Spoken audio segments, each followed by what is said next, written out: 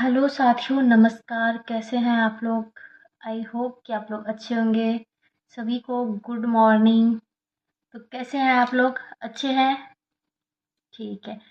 तो साथियों, कल की क्लास हम लोग कहाँ तक किए थे? हम लोग कल की क्लास में किए थे पत्ती द्वारा होने वाला कायिक जनन। यहाँ तक हम लोग क्या किए थे? कंप्लीट कर लिए थे। ठीक है। कायिक जनन इस सब के बारे में हम लोग पढ़े थे। ठीक है। तो आज की क्लास में हम लोग पढ़ने वाले हैं एक पार्ट। हम लोगों ने कल पढ़ा था प्राकृतिक कायिक जनन। ठीक है, पढ़े थे ना? नेचुरल वेजिटेटिव रिप्रोडक्शन, ये वाला हम लोगों ने कल की टॉपिक पढ़ी थी। और आज हम लोग उसका सेकेंड पार्ट पढ़ेंगे, मतलब उसका सेकेंड नंबर पढ़ेंगे, कृत्रिम कायिक जनक, आर्टिफिशियल वेजिटेटिव रिप्रोडक्शन। ठीक है। आज की क्लास में हम लोग क्या पढ़ने वाले हैं? कृत्रिम कायिक जनन, आर्टिफिशियल वेजिटेटिव रिप्रोडक्शन। ठीक है। तो चलिए अब हम लोग इसको समझते हैं, क्लास को स्टार्ट करते हैं। क्लास को स्टार्ट करने से पहले आप लोग मेरी वीडियो को लाइक जरूर कर दीजिएगा एंड अपने दोस्तों के साथ शेयर भी जरूर करिएगा। ठीक है। चलिए स्टार्ट करते हैं क्लास को। देखिए, ये कृत्रिम कायिक जनन क्या होता है? ठीक है। देखिए, ऐसा ऐसा कायिक जनन ऐसा कायिक जनन जो मनुष्यों के द्वारा कृत्रिम रूप से पौधों में कराया जाता है, तो उसे क्या कहते हैं? कृत्रिम कायिक जनन। मतलब क्या बोला जाता है कि ऐसा कायिक जनन जो मनुष्यों के द्वारा कृत्रिम रूप से पौधे में क्या कराया जाता है? मतलब पौधों कृत्रिम रूप से पौधों में कराया जाता है। ठीक है। उसको क्या कहते हैं? कृत्रिम कायिक जनक। देखिए, इसको समझते हैं। जैसे मनुष्यों के द्वारा होता है। ठीक है। यहाँ पे कोई मनुष्य बना देते हैं हम, ये ऐसे करके जनरल सा बना देती हूँ किसी तरह। आप लोग समझदार हो, समझ जाओगे आप लोग। ठीक है। ये मनुष्य हो गया।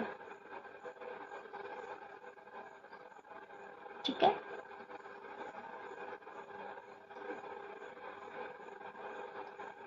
ये क्या है? मनुष्य। ठीक है। देखिए, और इधर क्या है? पौधा एक बना देते हैं, कोई सा एक पौधा बना देते हैं हम।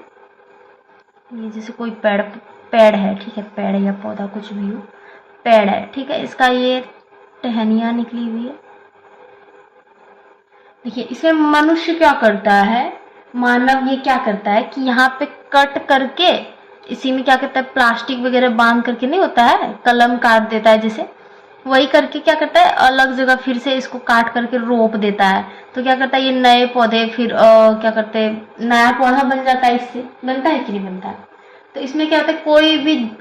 कोई भी जनन हो, चाहे वो कोई भी जनन हो, जब वो मानव जनन करवाता है, अगर कोई भी जनन हो तो वो मानव जनन करवाता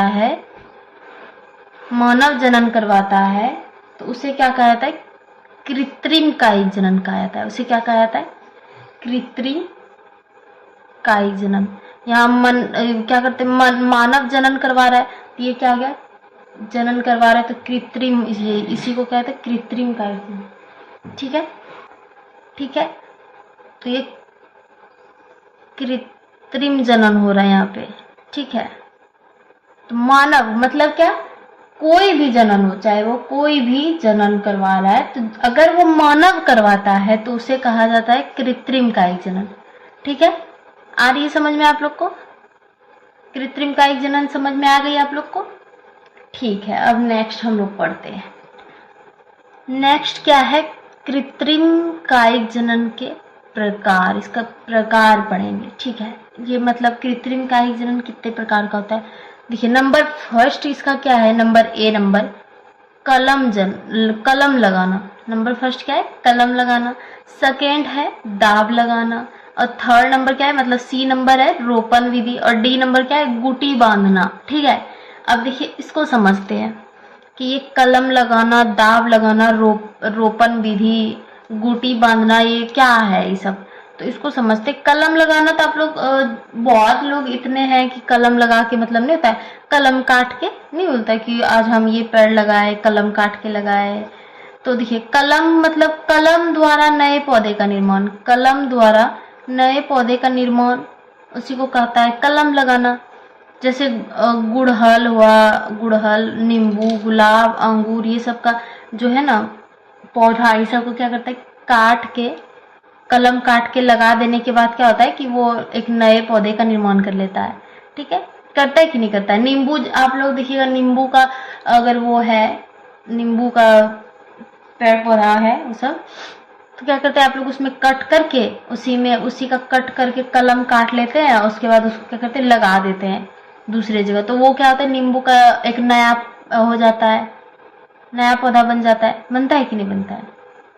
तो वही कहा जाता है कलम काट के लगाना। अमरूद का भी पेड़ होता है, कोई कलम कलम काट के लगाता है। ठीक है, समझ गए आप लोग कलम लगाना। उसके बाद कहते हैं दाब लगाना।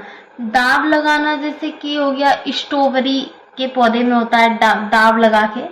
ठीक है, जैसे कि मान लीजिए यहाँ पे हम बनाते हैं इसका एक पौधा बनाते हैं। ठीक है, ये एक पौधा है। ठीक है, ये पौधा है, इसका ये जड़ें हैं, यहाँ से इसका टहनिया निकला है, इसकी टहनिया ऐसे करके कुछ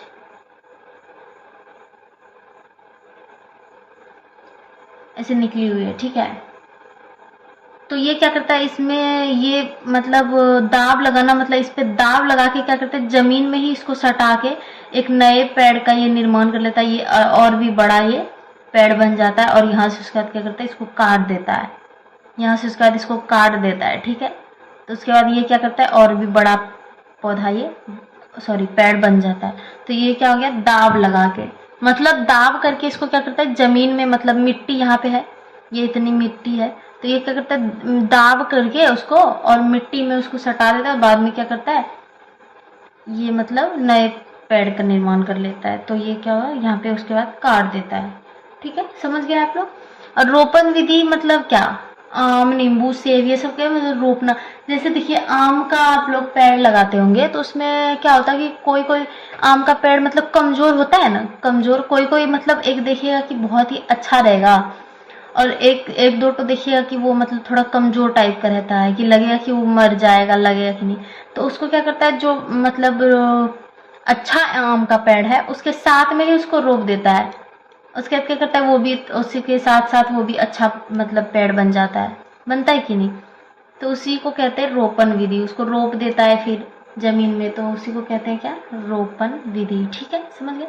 और गुटी बांधना मतलब कि जैसे नींबू हुआ, लीची, सबके पेड़ में गुटी बांधना मतलब क्या, जैसे कट कर लिए, जैसे ये टहनी है उसका, ये यहाँ पे क्या करते हैं आप लोग कट करके इसमें प्लास्टिक वगैरह बांध देते हैं। ठीक है, सब ये हुआ।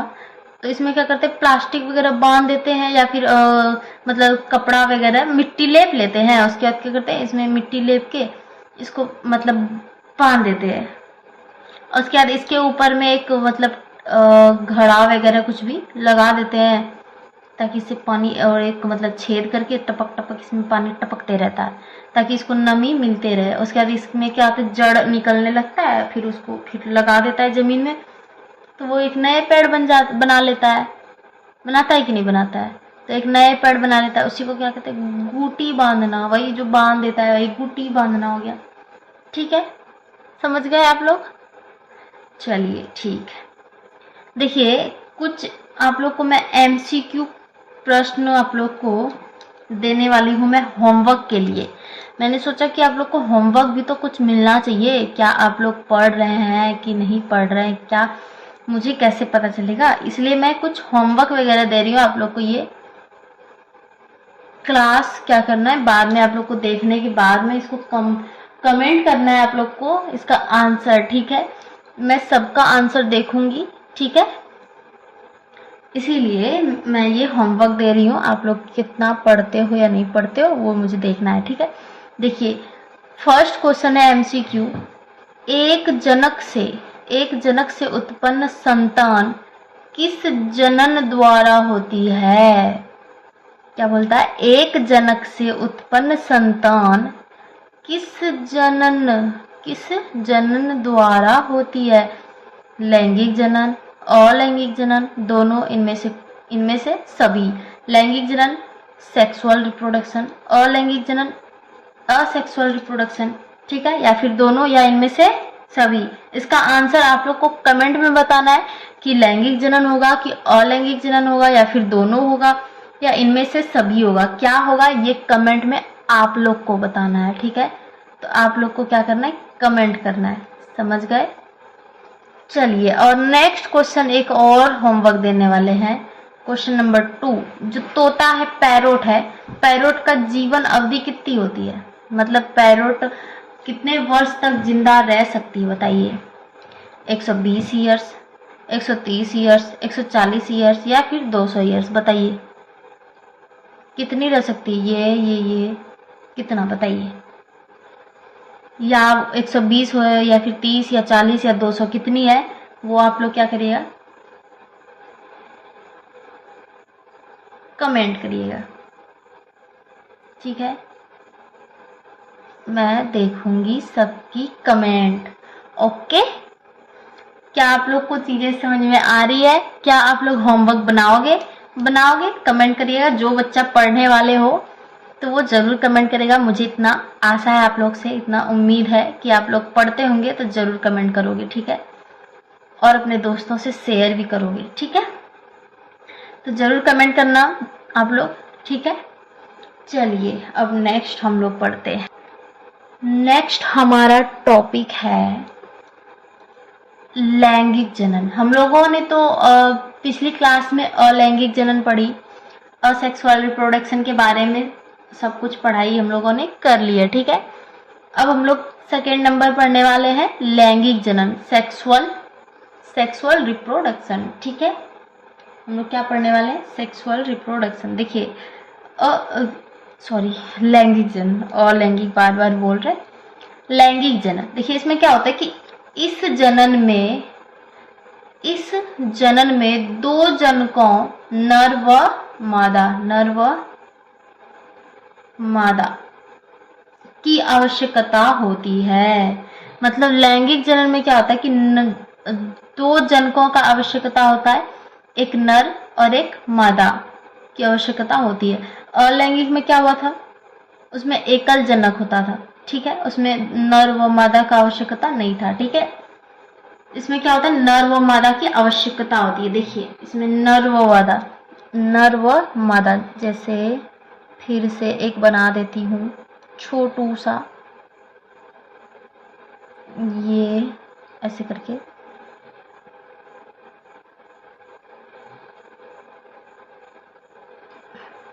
ये है नर, और यहाँ पे मैं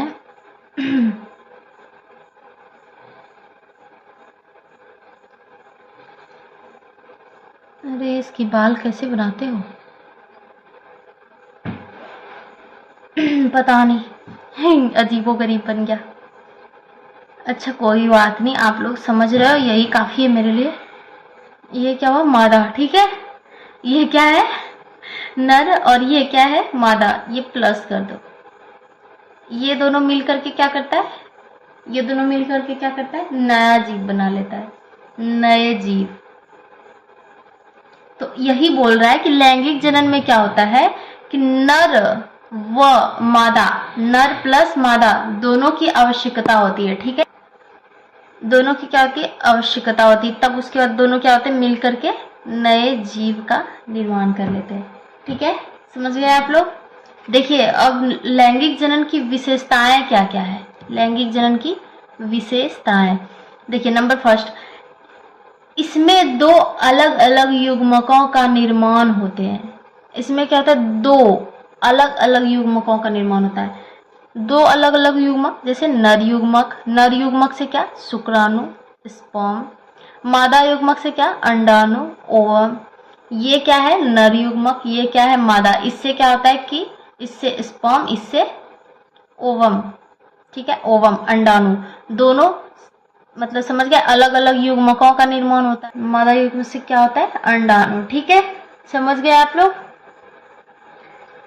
इसमें दो अलग अलग युग्मकों का निर्माण होता है, ठीक है। ये दोनों से अलग अलग युग्मकों का क्या होता है? निर्माण होता है, ठीक है। समझ में आ गई आप लोग को। अब नेक्स्ट पॉइंट है, इस जनन में युग्मकों का संयुग्मन होता है। इस जनन में क्या होता है, युग्मकों का संयुग्मन होता है, जिसे क्या कहते हैं, जिसे निषेचन कहते हैं। देखिए, फर्टिलाइजेशन कहते हैं जिसे निषेचन, इसका इंग्लिश होता है फर्टिलाइजेशन। ठीक है, इसमें क्या बोलता है, नर युग्मक है, ठीक है, फिर एक मादा युग्मक है, नर युग्मक है ये, और एक मादा युग्मक है। ठीक है, इससे क्या होता है कि ये दोनों जो मतलब संयुग्मन ये दोनों जैसे ये जो मिलता है, ये दोनों इसी को कहता है, ये दोनों का मिलना इसी को कहता है निषेचन। और ये निषेचन करके क्या बनाता है, युग्मनज। क्या बनाता है ये, युग्मनज, जायगोट। समझे, ये नर युग्मक और ये मादा युग्मक, ये दोनों जो मिलता है, संयुग्मन होता है, उसी को कहते हैं निषेचन। ठीक है, नर युग्मक मादा युग्मक का संयुग्मन होता है, जिसे क्या कहते हैं, निषेचन कहते हैं। और इसी निषेचन, ये जो निषेचन करके जो बनाता है, उसे क्या कहते हैं, युग्मनज कहते हैं, जायगोट। ठीक है, समझ गए आप लोग। चलिए ठीक है, अब नेक्स्ट हम लोग पढ़ेंगे नेक्स्ट पॉइंट।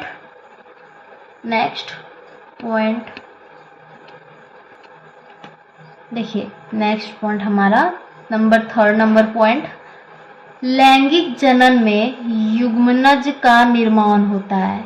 लैंगिक जनन में क्या कहता है, युग्मनज का निर्माण होता है। तो वही आप लोग को बताए, नर युग्मक और मादा युग्मक क्या करता है, नर युग्मक और मादा युग्मक का क्या होता है, ये हो गया नर, ये हो गया मादा, ये दोनों का क्या होता है, संयुग्मन होता है। उसके बाद क्या होता है कि निषेचन होता है, ये दोनों निषेचन होता है, निषेचन। उसी को क्या बोलते हैं हम लोग, ये जो निषेचन करके बनता है उसे क्या कहते हैं, युग्मनज कहते हैं। क्या कहते हैं, युग्मनज कहते हैं। वही तो यहाँ पे बोल रहा है, लैंगिक जनन में युग्मनज का निर्माण होता है। नर और मादा युग्मक जब ये क्या बोलते हैं, संयुग्मन होता है दोनों का, तो उसी को कहते हैं निषेचन। और निषेचन करके क्या बनाता है, युग्मनज का निर्माण करता है। तो इस पॉइंट में क्या बोल रहा है, यही बोल रहा है जो आप लोग को समझा है। ठीक है, समझ गए। देखिए, अब 4 नंबर पॉइंट क्या बोलता है, लैंगिक जनन। लैंगिक जनन से उत्पन्न संतान, लैंगिक जनन से उत्पन्न संतान अपने जनक के समान नहीं होती है। अच्छा ठीक है, आप लोग से क्वेश्चन करते हैं, आपका जो मम्मी और पापा है, ठीक है, क्या आप उन दोनों में से किसी के तरह सेम टू सेम दिखते हैं, एकदम बिल्कुल सेम?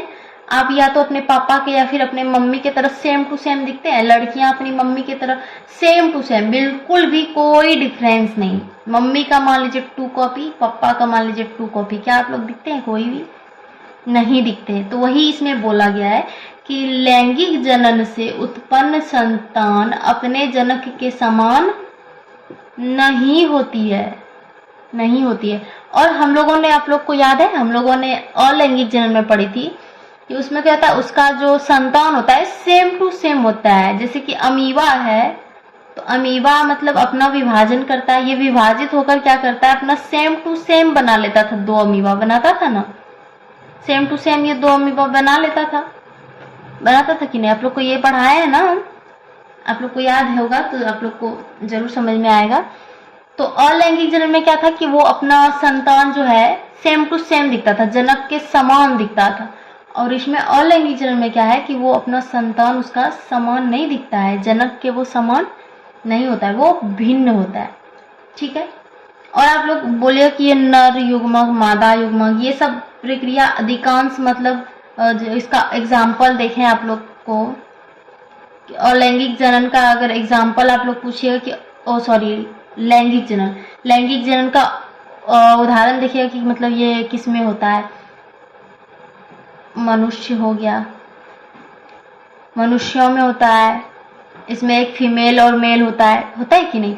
फिर देखिएगा बिल्ली वगैरह, उसमें भी बिल्ला बिल्ली होता है, इसमें जब तक दो जनक नहीं होगा तब तक इसमें इसमें क्या होता है, नए संतान का उत्पत्ति संभव ही नहीं है।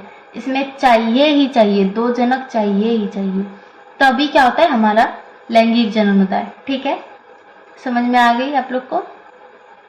चलिए ठीक है, अच्छी बात है, आप लोग को समझ में आ गई। इसमें और भी हो जाएगा।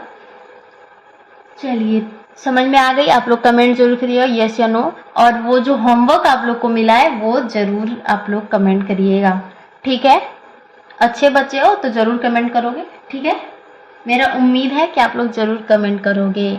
अच्छे अच्छे कमेंट करिएगा ताकि हमें भी अच्छा लगे, और मतलब होता है ना कि वाह, देख के अच्छा लगता है कि हाँ बच्चे लोग पढ़ रहे हैं और अच्छे अच्छे कमेंट कर रहे हैं। सब कोई हम जो होमवर्क दिए वो सब कंप्लीट कर रहे हैं, तो हमें भी क्या होता है कि अच्छा लगता है, थोड़ा पढ़ाने में और भी अच्छा लगता है।